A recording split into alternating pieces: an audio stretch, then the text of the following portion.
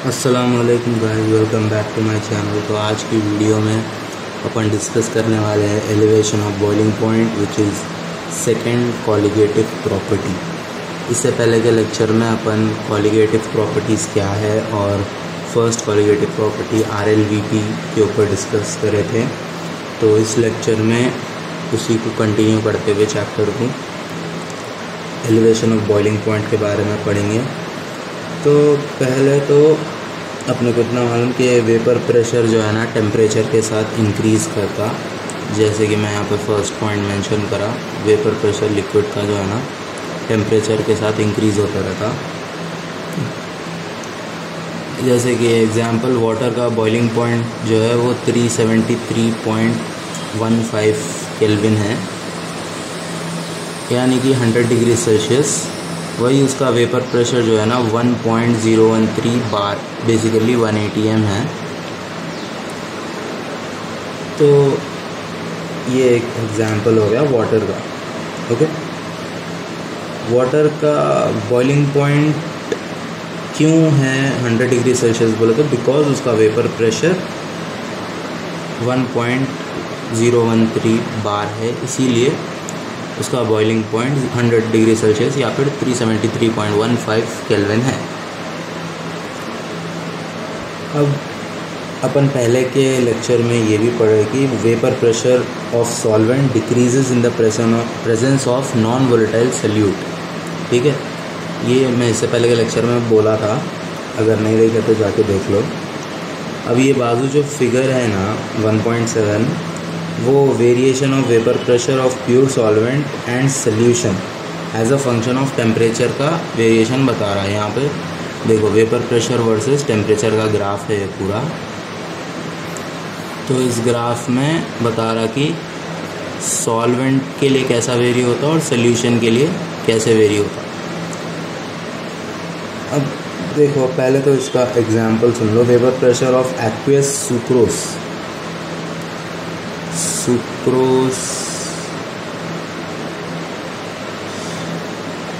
Aqueous का vapour pressure something same 370 नहीं एक second sorry less than 1.013 bar है at 100 degree Celsius at 373.15 kelvin which is 100 degrees. अगर इसको बॉईल कराना है तो उसका वेपर प्रेशर 1.103 बार पे लाना। ये वेपर प्रेशर अचीव करते ही उन्हें बॉईल होता। अगर बॉइलिंग टेम्परेचर से ज़्यादा उसका टेम्परेचर इंक्रीज़ करे, उसको हीट करे और तो बॉयल हो जाता हूँ। ओके, इसीलिए बॉइलिंग पॉइंट जो है सोल्यूशन का हमेशा ज़्यादा रहता than the boiling point of the pure solvent. ठीक है, जैसा कि ये फिगर में बताया हुआ है कि सोल्यूशन का बॉइलिंग पॉइंट हमेशा ज़्यादा रहता प्योर सॉल्वेंट से।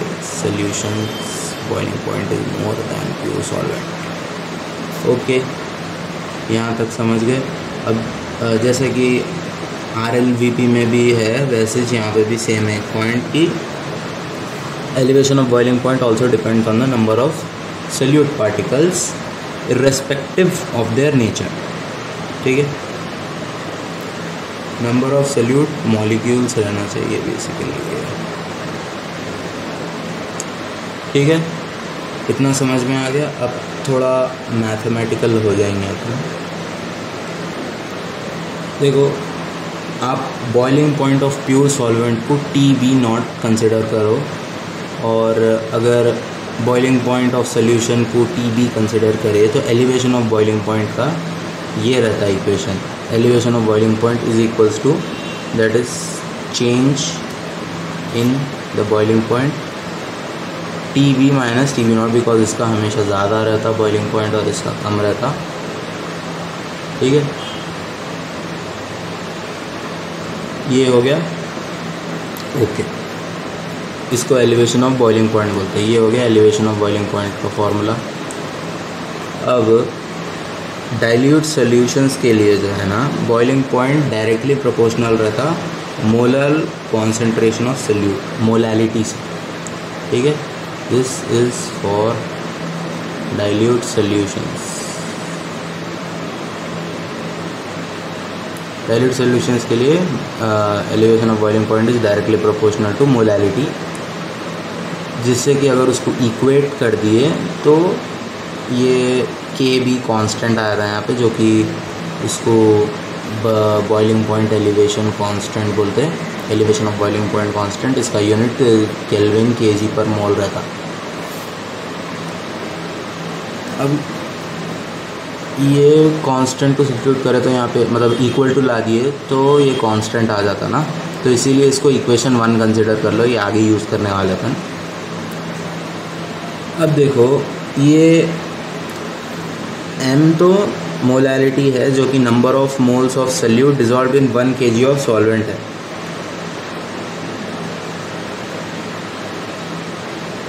ये kb जो है इसके वैल्यूज़ है, जिसके जो एक टेबल में है, मैं वो टेबल नेक्स्ट लेक्चर में बताता हूँ, ठीक है। kb के वैल्यूज़ रहते हैं उसमें थोड़े कॉमन सॉल्वेंट्स के लिए, या नहीं तो टेबल 1.3 में है ये, आप लोग देखते हो तो देख लो। Table 1.3 in book, link in description, ठीक है। देखते तो देख लो, केबी के वैल्यूज़ रहते हैं उसमें। तो कंटिन्यू करेंगे अब लेक्चर। अगर W2 gram of solute of molar mass M2 is dissolved, ठीक है, इन W1 ग्राम ऑफ सॉल्वेंट, इतने मास का सल्यूट जिसका मोलर मास ये है, उसको इतने मास के सॉल्वेंट में अगर डिसॉल्व करे तो मोलैलिटी कैसा रिप्रेजेंट करते हैं, ऐसा रिप्रेजेंट करते हैं, ठीक है। ये मोलैलिटी का फॉर्मूला रहता है बेसिकली सल्यूट सॉल्व, एक सॉल्यूशन के लिए बेसिकली ऐसा रहता। W2 is weight of solute and M2 is weight of solvent, solute sorry molar mass of solute. वैसे W1 वेट ऑफ सॉल्वेंट और मोलर मास सॉल्वेंट अपना मोस्टली वाटर रहता ना, तो इसीलिए 1 लीटर 1000 लिख देते हैं। इसको इक्वल टू करके ऐसा लिखना, ये सेकेंड इक्वेशन बन गई।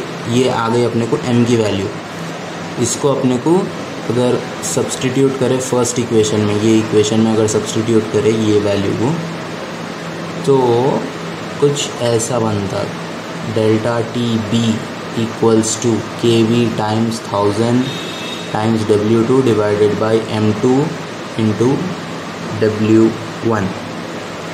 अगर यहाँ पे M2 और डेल्टा टी बी को स्वैप कर दिए, मतलब इंटरचेंज इक्वल टू के अपोजिट साइड्स पे भेज दिए, तो ये फाइनल इक्वेशन आ जाती है आपको M2 की। M2 है अपना मोलर मास, तो मोलर मास की फाइनल इक्वेशन आ गई। मोलर मास ऐसा कैलकुलेट कर सकते हैं। अगर क्वेश्चन में जो है मोलर मास की वैल्यू गिवन है और कोई दूसरा फाइंड आउट करो बोला, तो यही इक्वेशन में सब्स्टिट्यूट करके फाइंड कर लेना, ठीक है। तो एलिवेशन ऑफ बॉइलिंग पॉइंट के अंदर ये इक्वेशन डिराइव हुई। Thank you very much for watching. आज की वीडियो में सिर्फ इतना ही था। एलिवेशन ऑफ बॉइलिंग पॉइंट में ज़्यादा लंबा समझा, बट उतना ज़्यादा वास्ट भी नहीं था, ठीक है। तो thanks for watching guys. Please अगर वीडियो पसंद आई तो वीडियो को लाइक कर दीजिए, चैनल को सब्सक्राइब कर दीजिए और अपने सारे फ्रेंड्स के साथ प्लीज़ शेयर करिए। अल्लाह हाफिज़।